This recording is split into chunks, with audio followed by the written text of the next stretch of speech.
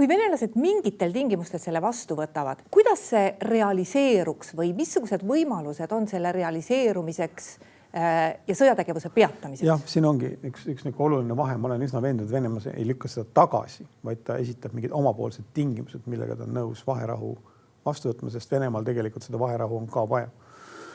Aga kas selleni jõutakse? Ma ei tea. Et kindlasti esitab Venemaa alguses üle mõistuse tingimused ja vaatame, kuidas nad seda avalikult kommunikeerivad.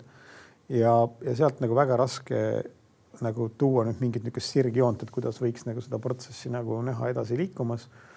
Nii et üks asi, millest Venemaa saab aru, et kui ta taotleb siin mingid Ukraina territooriume, et siis vaherahu joon on tõenäoliselt see kontrolljoon ja pärast nagu läbirääkimiste käigus mingit territooriumi juurde saada on väga keeruline. Et eks nad üritavad selle peale rõhuda. Ja teine, mis ma arvan, on nagu tegelikult eeldatav isegi, mis on siis lõpuks see, mida Venemaa nõuab päriselt. Mingite sanktsioonide kaotamist selle vaherahu eest.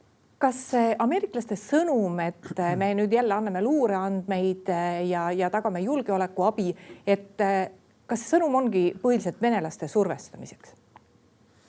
Jah, ja president Trump seal ka midagi kuidagi mainis, et juhul kui Venemaa seda pakkumist vastu ei võta, et siis võitleme edasi, ütles ta. Nagu selles mõttes andis märku, et nad võivad asuda nii-öelda uuesti Ukraina poole, sest praegu president Trump on positsioneerinud nagu vahendana, mitte siis Ukraina toetajana.